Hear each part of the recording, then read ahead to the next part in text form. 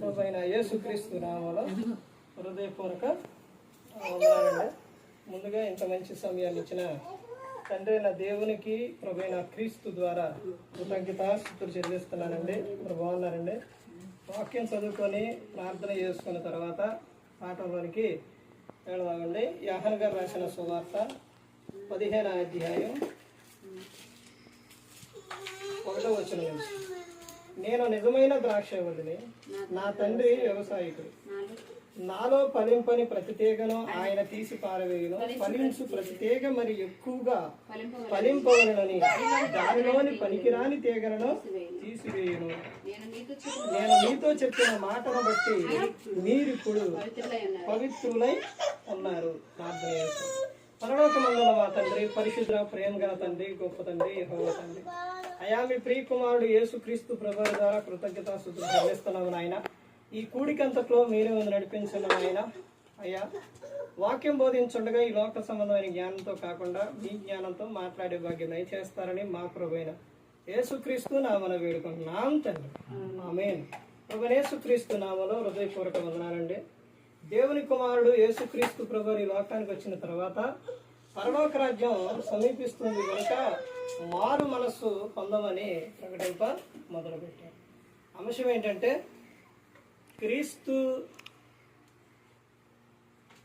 క్రీస్తునందు ఉన్న నీవు ఎలా ఉండాలి? క్రీస్తునందు ఉన్న నీవు ఎలా ఉండాలి? క్రీస్తునందు ఉన్నవారు ఎలా ఉండాలి? ఎలా ఉండాలని దేవుడు చెబుతూ ఉన్నారనంటే, ఇక్కడ అన్ని విషయాల్లో ప్రియుడా, నువ్వు ఆత్మలో వర్ధిల్లుతున్న ప్రకారం సౌఖ్యముగా నువ్వు అన్ని విషయాల్లో వర్ధిల్లాలి.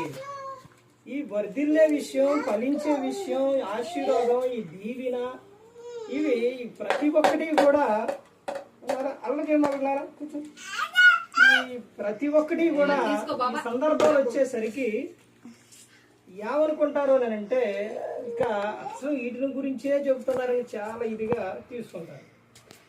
ఇంకో విషయం ఏంటంటే, రెండో విషయం ఏంటంటే కానుకలు. వాటి గురించి చెబితే అసలు వీటి గురించే చెబుతున్నారని చెబుతున్నారు. ఇప్పుడు ఈ రెండు సందర్భాలు వచ్చేసరికి అసలు ఎలా మొదలయ్యింది, ఎందుకు ఇలా వాక్యంలో దేవుడు చెప్పిన ఈ విషయాలు, ఇలాంటి విషయాలు ఎందుకు ఇలా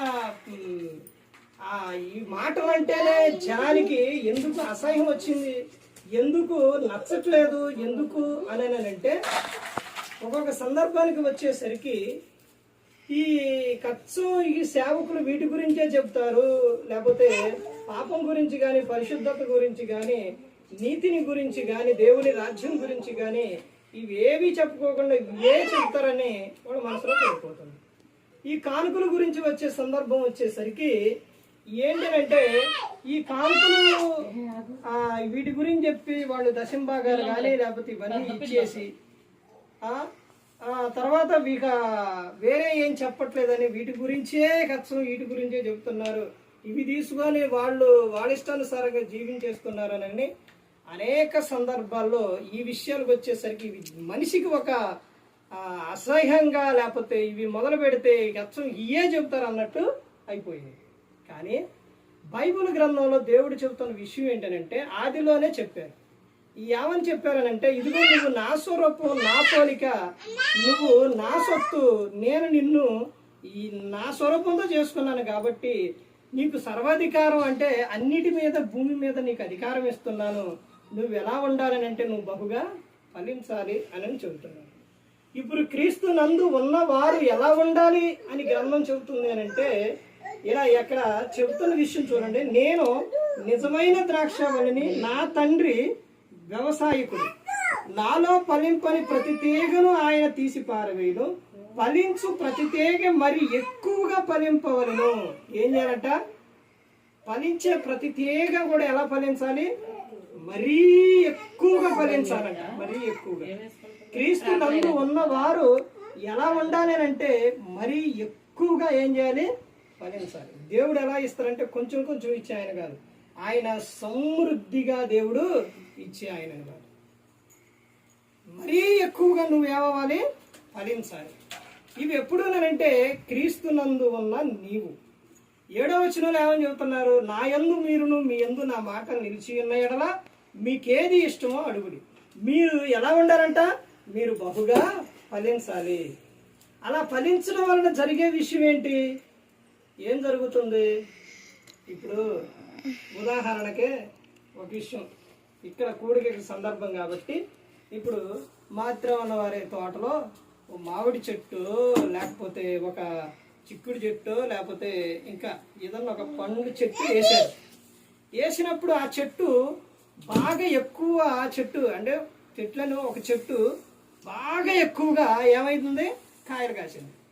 కాసినప్పుడు ఏమంటారు? ఇప్పుడు ఆ కాయలు కోసారు అనుకోండి, ఆ కాయలు కోసి లేకపోతే ఎక్కడ నమ్ముతున్నా, లేకపోతే ఎక్కడైనా కానీ, లేకపోతే ఎవరికైనా తెలిసినా కానీ ఏమంటారు? ఎవరి చెట్టు అంటారు? ఫలానా మాత్ర అన్న వారి చెట్టు తోటలో చెట్టు కాయలు మరి ఎక్కువగా కాసినాయి అంటారు. ఏం కాయలు కాసినాయి? అసలు ఆ తోటలోని అసలు వాళ్ళ భూమి మంచిది, మరి ఎక్కువ కాయలు బాగా కాసినాయి అని అంటారు. ఎవరి పేరు చెప్పి?